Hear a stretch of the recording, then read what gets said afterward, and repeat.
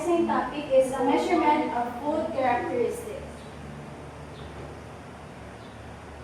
So quantitative methods it's provide numerical data on nutritional content, moisture or contamination level. So if we say quantitative method is used in numerical and statistical analytic for market research, food safety, and risk assessment. So in quantitative methods, we have tools and techniques for and measurements. So we have the spectrophotometry, chromatography, mass spectrometry, and texture analysis. So first, we have the spectrophotometry. It's a measurement of amount of light absorbed or transmitted by a symbol to determine the concentration. So it is a branch of electromagnetic or spectroscopy concern. For example, is the absorption of blue light and green light. So if nag-combine sila, and kanyang magiging color is blooded red. So next we have the chromatography. So Miss Ausente. Chromatography, a technique used to separate, identify, and quantify components in a complex texture. So thank you, Miss Ausente. Chromatography, this is the separation of mixture to its components. So the third, we have the mass spectrometry. Miss Balat.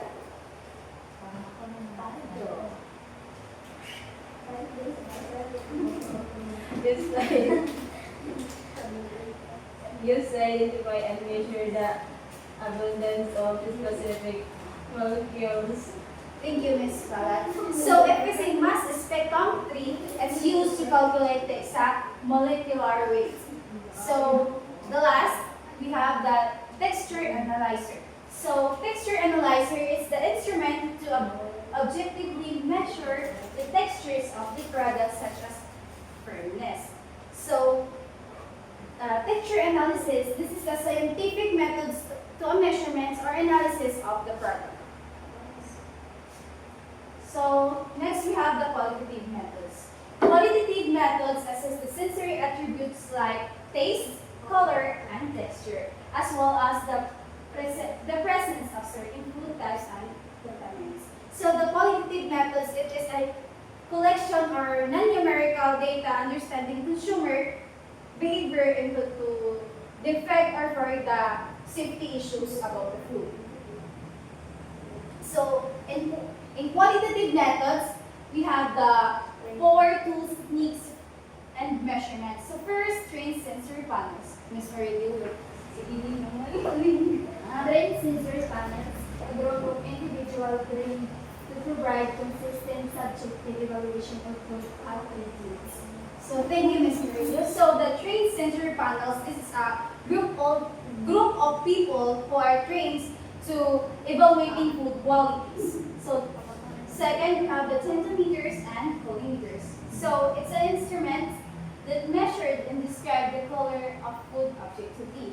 So this is to ensure the standards and the colors of different batches of the product. For example, di ba, pag mayon sa mga bread, mayon siya mga tag nga masud ini pan-consume na siya for paabot na sa 1 week.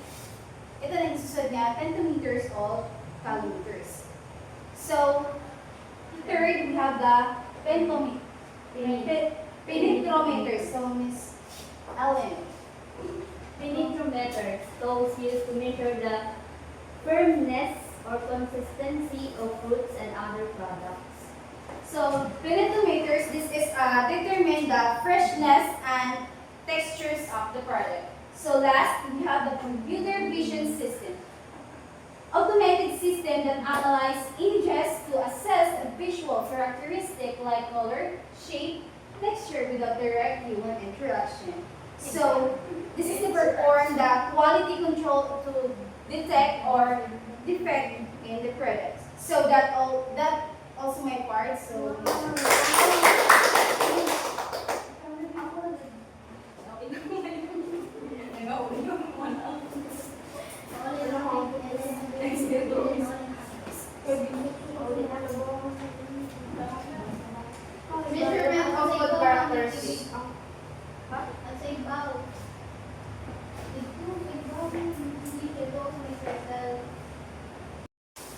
morning again, everyone. So, I am Sorio Ellen Yasmin, and my assigned topic is all about requirements for sensory evaluation. So, sensory evaluation, also known as sensory analysis or sensory testing, is a crucial process in various industries, including food, cosmetics, and pharmaceuticals. So, there are 10 requirements for sensory and evaluations. So, the first one is trained panelists. Trained panelists. So, Ms. Morillo, will you please read the number 1? Trained panelists recruit panelists with diverse backgrounds and train them to evaluate products consistently and accurately. So, thank you, Ms. Morillo. So, when we say trained panel, select and train panel members to evaluate foods product accurately and consistently. So, panel members should be able to detect and describe sensory attributes such as taste, smell, textures, and appearance. So, when we say trained panelists, so sila ang naka-assign para i-test ang sa inyong food or product para kung ano ang attributes or such as taste and smell and textures and also appearance sa inyong products. So, number 2 is controlled environment. Ms. Ausente, for you number 2. Controlled environment. Conduct evaluation in a controlled environment, minimizing external influences like lighting, temperature, and noises. So, thank you, Ms. Ausente.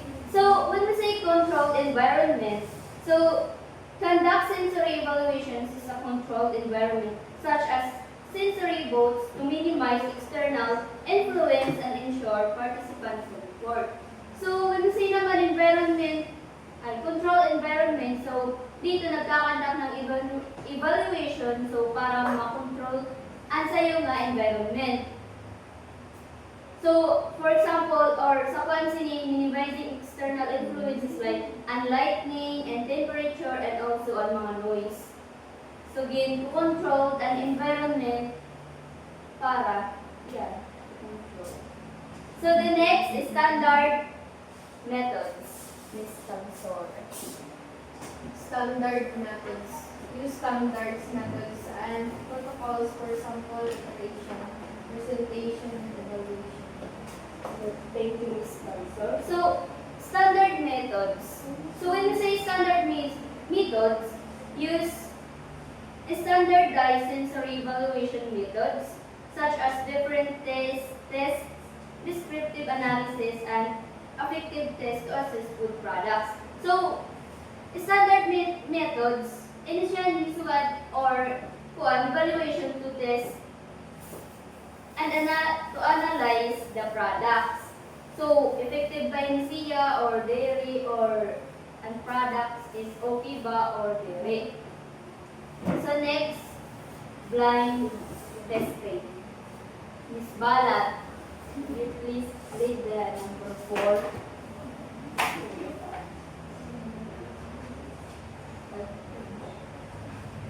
Blind testing. Use blind testing to eliminate bias where panelists are unaware of product identities or characteristics. So, thank you, Ms. Balat. So, when we say blind testing naman in sensory evaluation, it is the method where panelists evaluate food products without knowing the identity of the samples. So, this approach helps minimize bias and ensures more objective results. So, sa blind testing naman, so dito, parang gin-eliminate yan mga bias. Diba? So, without knowing the identities of the samples, so the approach helps minimize bias and ensures more objectives. So, the number 5, clear attribute definitions, Ms. Laurino, Jerlin. Clear attribute definitions. Define sensory attributes clearly, ensuring finalists understand what the two evaluation, the texture, flavor, and So, thank you, Ms. Jereen. So, sa kuan naman, clear attribute definition. So, define sensory attribute clearly. So, kuan.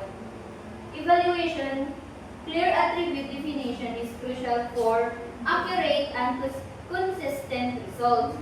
Attributes refers to the specific characteristics or properties of a food product that can be perceived by the senses. So dito din test an usa ba ansay nga product kon yun. Yan. So again, attributes clearly ensuring panelists understand what to evaluate. So again, kung ano again, evaluate ano sa mga products kung ang kanya texture, flavor, or aroma is good. So good ba ang quality? Yun. Ano sa yung product. So next, order number 6.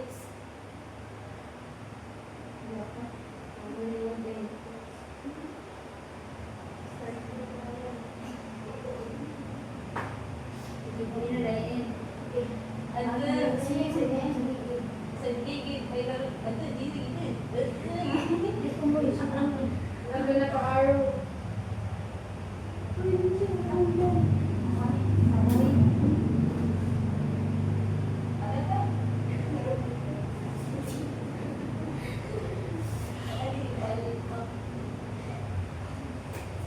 Number 6, scaling and scoring use.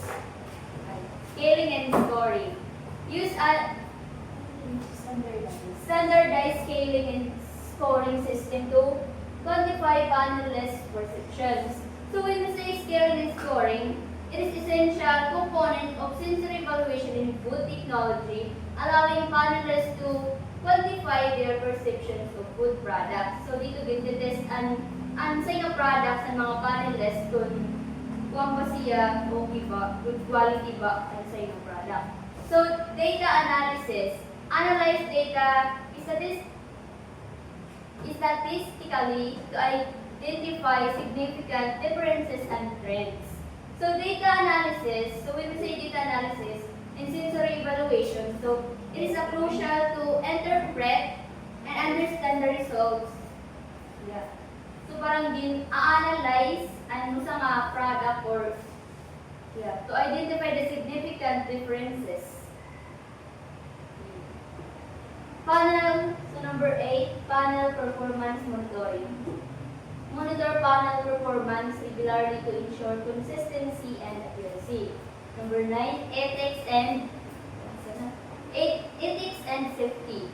So ensure panelists safety and well-being following ethics guidelines and regulations. So ensure sinisan panelists kung ano sa mga product is safety ba sa sa mga consumers or nakafollow ba siya sa ethics guidelines and regulations kung mga anong sa nga product or sa nga safety ba siya para sa mga consumers.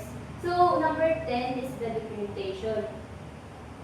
Documentation maintain detailed records of testing protocols, results, and panelist training. So good documentation practices are essential for ensuring the quality and reliability of sensory evaluation data, ultimately supporting informed decision-making in food product development.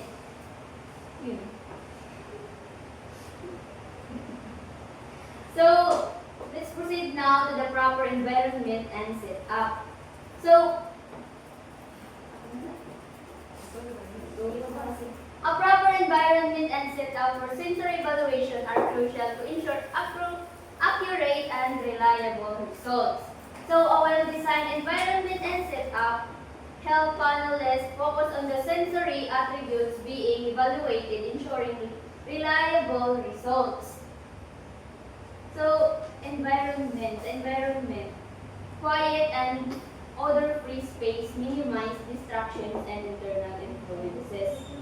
So, ang panelists, quiet and odor-free space. So of course, di ba, kariyag man terminaton nga, kuan quiet and ito waray marain nga bad smell and kuan distraction influences. The second one is controlled lighting. Ensure consistent lighting conditions. So, yeah, consistent lighting, diba? Number 3, temperature control. Maintain a comfortable temperature. Of course, sa kuan, also considering sa environment and comfortable temperature. For example, di ba, pag halimbawa sa kuan product, halimbawa nagluluto kit, di ba, ginumin din tatermi ang temperature sa kuan sa ato, yeah. Yes, very good. Yeah. So the fourth pala is private boats or stations. Allow panelists to focus without distraction. So the panelist is allowing to focus without distraction. So yes, so parang naman siya, di ba? Sabotable. So panel election and training. Panel selection and training are critical steps. Panel selection training ensures that sensory evaluations are reliable, accurate, and meaningful.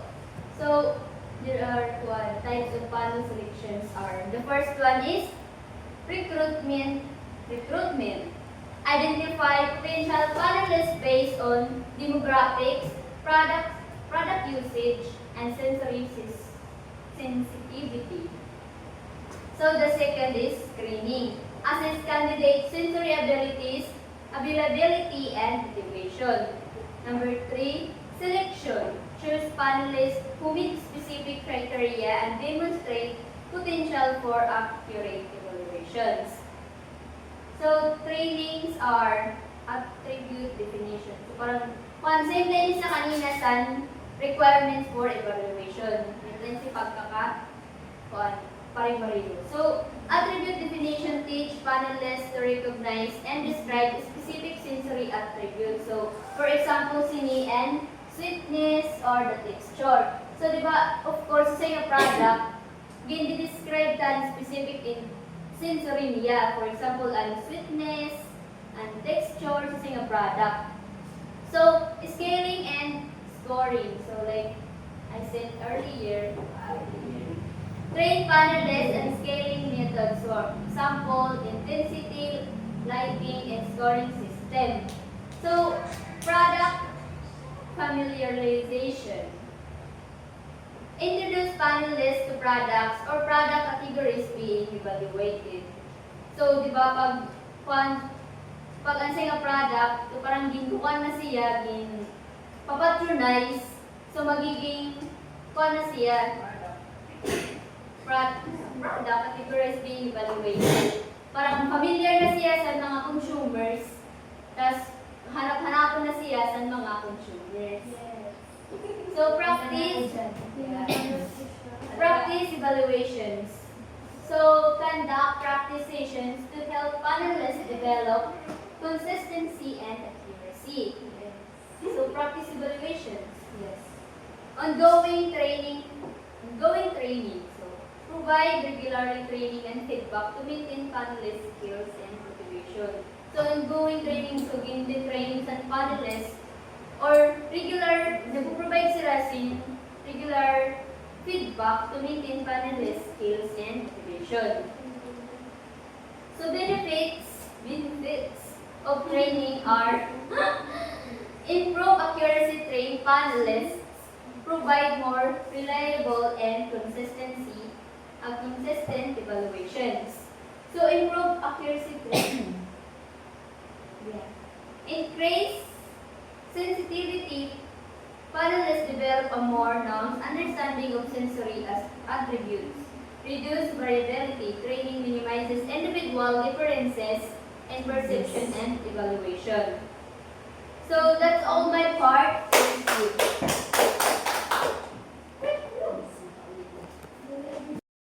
So, good morning everyone. May assigned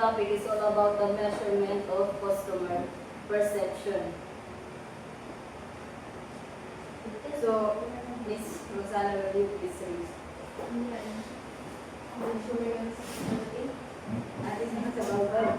This involves studying how consumers view or experience a product, such as its taste, smell, texture, packaging, or overall quality. It helps in understanding what consumers think and feel about the product. Di ba like for example, iwan sa pre-test sa food. Tapos maghahapot ka kung nano sila iya.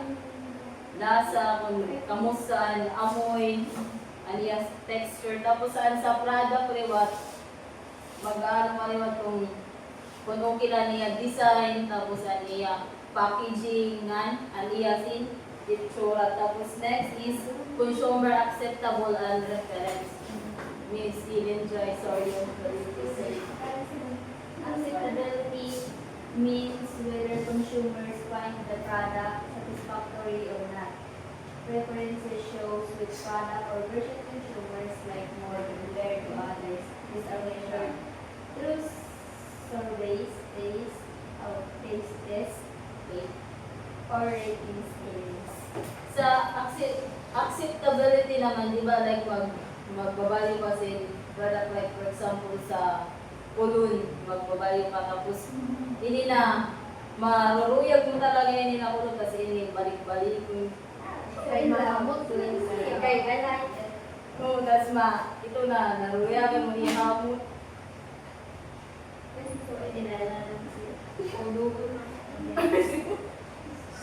Tapos ang sa kwa naman, ang sa preference kwa ini na magpipili kasi product talaga na like for example sa online sa TikTok balik ka ito na magpipili kasi pala ito na ihulun man review ko okay ba Ratings. kung okay ba niya mga review tas wala pa yung na i-order kung okay man. Next is linking sensory data with market trends. Sensory data refers to information gathered from consumers' sensory experience, taste, smell, sight, touch, and sound. Sa sensory data naman, like for example, magluluto sin food. Tapos, ito na, papangutan mo kung maparat ba siya, kung tama na ba yan, matabuang. Tapos, hindi din naman sa market trends, hindi sa market trends naman, ini ang mga sikat na product. Like for example, sa food na, yon kita na, kukuhan, ito na, sikat talaga siya, ito na, magbabayo ka talaga. Like for example, sa, bisa na ano, kamahal natin, di ba, basta siyang na ano,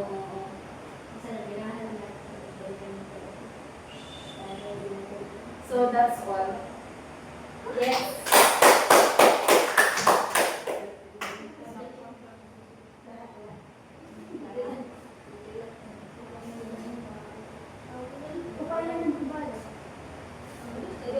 Makabot ka nila.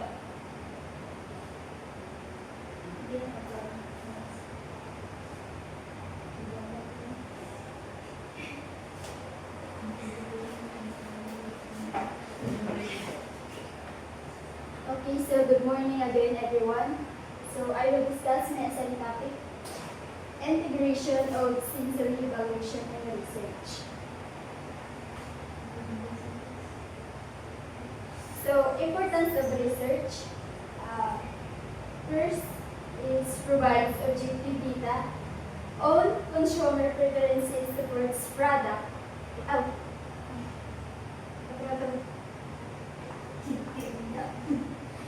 Importance of research. First bullet provides objective data on consumer preferences. The objective data. The second is supports product innovation and quality improvement. Helps evaluate acceptability and market potential. Integrates with chemical, physical, and nutritional analysis. So, that is the importance of research. Types of sensory sensory evaluation, we have three. We have three sensory evaluations. First, discriminative taste, descriptive taste, affective taste. So, these are types. Step in sensory evaluation. First, define the research objective. Select appropriate test methods. Choose and train panelists. Prepare and present samples.